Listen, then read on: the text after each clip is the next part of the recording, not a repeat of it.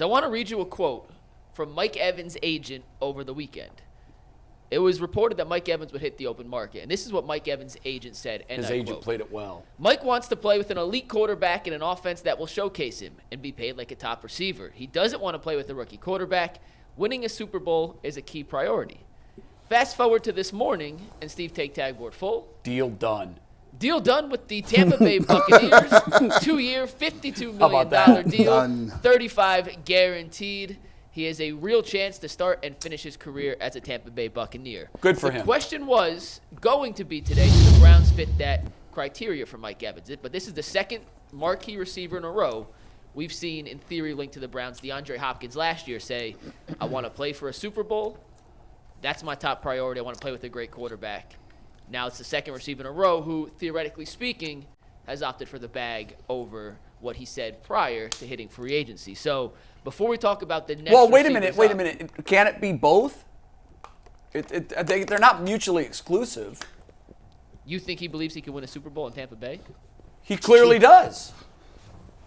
You're staring at me like they don't have a chance. I mean, you think Tampa Bay's in the small circle of Super Bowl contenders? I think Tampa Bay is a franchise that got a damn good culture. This is a team. Why not, Mike? I mean, think about it. Todd Bowles is the head coach, but Arians kind of like presented the culture. They have a Super Bowl culture. And look how close they came to beating the Lions. Yeah, and the Lions are in that circle, that very small circle. If you want to say there's four teams that you can say are favorites. The Lions are in that. The Bucs damn near beat them in Detroit. Wasn't that game a little less close than the final score indicated? It wasn't a 14-point game till a late touchdown in the pick. Am I remembering that wrong? I mean, things happen late, but that game was back and forth a lot. If you flip a coin. Put it this way, they came a hell of a lot closer to winning a second-round playoff game than the Browns did to winning a wild card game. I'm not going to debate whatsoever. Is he going to win a Super Bowl? Probably not. But all things considered, his agent, I think, did a masterful job here. His agent blasted out a statement that basically said, my guy wants to go win a Super Bowl. He put the Bucs' feet to the fire. You want him or not? Let's not play any games. Let's not piss around. You want him? Sign him. This is the number it's going to take. I guess it was a little closer. It was a 14-point game with 6 minutes left. Tampa Bay drove down. Mike Evans caught the touchdown. Yes, they did. An 8-point game. If you go back further, Mike Evans dropped the touchdown pass in that game. Well, he had a monster game in the playoffs. He had a very, very 8 catches, 147 yards. He did drop a touchdown pass. Did they give Baker the bag? Not yet. Is that a fit? What was rumored? $120 million? If you go by Spotrac, which is the only website that gives the projected free agency contracts beforehand, Spotrac is not perfect by any means. They've missed some big ones. Yeah, take it with a grain of salt, but it was like 115 over 4 years, just shy of about $30 million a year. Yeah, and let's say this. We talked about this even when we started mentioning Mike Evans' names. We all said that's a little bit of a far-fetched. When you got a guy like Mike Williams who's played his whole career at Tampa Bay, he has a Hall of Fame type resume. Of course, he wants to finish. He plays in Florida. It's nice down there. They love him down there. No state tax. No taxes. That's a no-brainer. Why would you want to come and then reacclimate yourself? Because to be truthful, that's his city. Like if you say Tampa Bay Buccaneers, the first person you think of is Mike Evans. So he's that dude down there. We knew that it was going to be far-fetched with him and T. Higgins, and I think that influx of money into the salary cap is rearing its ugly head, right? Because not only did it help the Browns, but it also helped other teams. It also helped. It helps other teams keep their stars. Keep their guys. For sure. I mean, to Mike's question, I think he got the bag, and Mike Evans is on a damn good team. He's already won a Super Bowl with the Tampa Bay Buccaneers. If you look at their roster, for the most part, they got a lot of young, talented dudes on both sides of the football. They got a coach in Todd Bowles who's been there with the organization for a long time. Bruce Arians, from what I understand, is still with the organization. He's just upstairs. So when you look at the Tampa Bay Buccaneers culture of what it is, you look at the roster that's around him, and he had a good season with Baker Mayfield. I'm pretty sure Baker Mayfield will be back as the quarterback. There was not much reason for him to uproot himself from his situation. I agree. It's not like they were 4-12 or 4-13 like everyone said there. Remember, this team, by most of the experts, were picked to finish with 5 wins. Yeah. And now, granted, they sneaked by in a bad division. 9-8 in the worst division in football. Yeah, but the way it played out, and the way, once they had a nice win in the playoffs against an Eagles team that pretty much self-imploded, but was still a team that could have won the Super Bowl just 12 months earlier. Sure. And they defeated them handily. Then they went to Detroit. Few gave them a chance. They played right with the Lions and gave the Lions all they wanted. So I don't think they're very far away. And if you're judging things, well, is Cleveland closer? What hurt me about this is he basically, and I'm not saying it came down to the Browns and the Bucs because I don't think it did, but he was choosing between Baker Mayfield and other quarterbacks as well, Deshaun Watson among them, and he chose Baker. Well, let me ask you guys this, G, because this is the bigger picture now because Evans is clearly out of the picture. Higgins was franchise tagged. I was using Hopkins and Evans saying they got the bag. It's just two guys who ended up taking very favorable deals to go wherever they went. Not even saying they shunned the Browns, just wherever they went.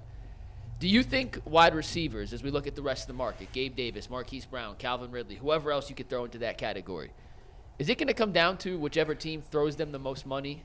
Or do you believe any of those guys would take, just for hypothetical reasons, I'm not saying this would be the case with Cleveland, would take a little bit of a discount to come play with the Browns? Or not even a discount, but if another team, let's use the Giants. Just say all things are equal. Let's just use the Giants for an example. The Giants were going to pay 4 years for $70 million, but the Browns were only willing to go 4 years for $60. No. Do you believe all receivers would take the money just because that's the situation? Yes. I think the proper scenario, correct me if I'm wrong, would be if the Giants were offering 4 years 70 and the Browns were offering 4 years and 70. Right. Because now you're apples to apples. Players are going to take the money. Especially they're going to take the money. Position. And at that position. And at that point in your life, let's be clear. We're all working. And even this analogy is for people that just work regular jobs. You get married, you have kids, you got younger kids, you're in your mid-30s, and you get an opportunity to take a job over here and they're going to pay you almost 30, 40% more than you're getting paid. Just by the fact that they're going to pay you that, as a man, you have to almost be obligated to look at it and take that. You're obligated to look at it. Yeah. Certainly. You have to. You have to consider that. Now, it doesn't mean you have to take it. Right. There are a lot of things, happiness can be considered a second paycheck. Yes. Facts. And messing with the devil you know versus the devil you don't. Someone gave me wise advice. Don't F with happy. And Mike Evans obviously didn't F with happy. Right. He's good where he is. He said, Baker threw me the ball. I got 1,300. I had 13 touchdowns, one of the best years. Yeah. I'm in Florida. Now, take it. How do you get a guy to forget about happy? You throw big dollars at him. You throw Deshaun Watson type deal. Deshaun Watson said no to Cleveland. Remember that? Yes. Remember? Yeah, he did. He said no to Cleveland. And then he said, they wrote a bigger check, and he's like, oh, you know what? Yeah, I could go to Cleveland. Look, when they slide you that check, when they slide you that number across the table, and it's folded up, and you look at it, and you say, you can't say yes fast enough because you're afraid they're going to change their mind. My father used to always tell me, man, like, ain't nothing broke unless you broke. He used to say, money don't buy happiness, but ain't nothing broke unless you broke. That's a good. So, I mean, that's a two-way street. When I look at this wide receiver market now, I think we had a vision of how it will look like by the time we get to free agency, but I'm starting to come to this realization that by the time we get to free agency, all the guys we talked about, I mean, Higgins is already off the board, Evans is off the board, Michael Pittman Jr., he'll be off the board. And we framed our discussions early in February. These guys are not going to be available. It's going to be like a mid-level market, and if I'm the Browns, I'm not overpaying for mid just to satisfy my fan base. I think the best course of action to go get a stud, if you can, which you probably won't be able to, is to try to see if you can trade for one. But the reality of the situation is Andrew Berry is just going to have to hit on one of these draft picks at wide receiver. And I got a guy. Hope ain't a plan, bro. I saw him I was watching this tape after I seen him on social media yesterday, right? There was 2 wide receivers that came out of a particular school that look pretty damn good in the NFL right now. Ahmad St. Brown for the Detroit Lions and Michael Pittman for the Colts. Both of them dudes went to USC. It's a dude that's coming out of USC this year that's a son of a Hall of Famer, by the way, that I pray to God the Browns can get their hands Yeah, but on. Fourth how round. though? You got to move way up to do it. I don't know. No, I don't Brendan know if Rice he's not gonna be projected it. as a first round pick, but it's Jerry Rice. Son. Wait. He's not? Brendan Rice? No, he's like a 4th, 5th round projection. Oh, I thought he was way higher than that. No. G, you correct me if I'm wrong. Dude got some Fourth. skills. Now remember Jerry too. Jerry went to Mississippi Valley State. Yeah. And where was Jerry drafted? 1 sec, I'll tell you.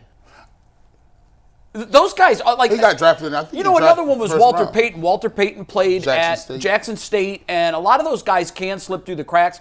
But when you have pedigree like that, I'm sorry, I don't see Rice going in the 4th or 5th round. Jerry was a 1st round pick. Okay, I don't see his son being a 4th or 5th round pick. It's a deep draft.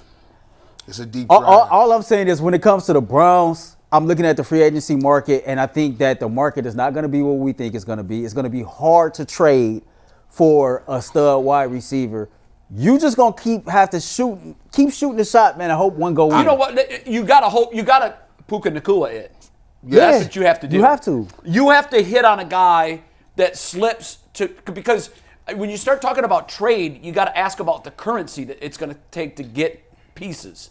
Now, is Geno a piece that you could move and potentially move up? Maybe. They got They've got players they could move.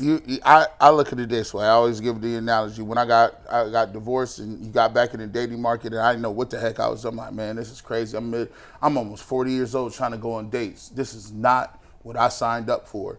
And you get a roster of people. You go on dating sites and you look at the people and you say, okay, let's see if I match with this person, right? And you got people you can technically date them all the way down to the age of 19, right? Technically, right? But guess what? I ain't got no time to be waiting on that.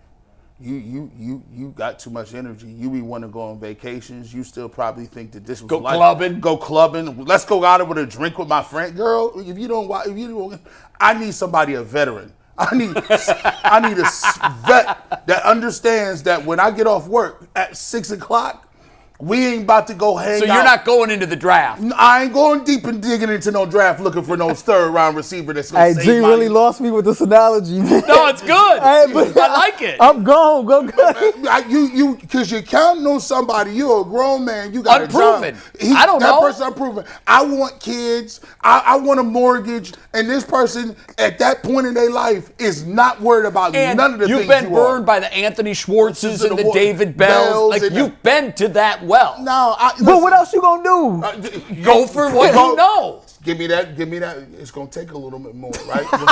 If you want one of them veterans that understand the game, the veterans ain't going to play with you. You got to revamp what you're doing. They not going to play for no games. You better be, hey, understand, we texting, understand this is the way you dress, understand this is the way you act, and stop doing all that. The veterans don't like that. You got to take that 2nd round pick.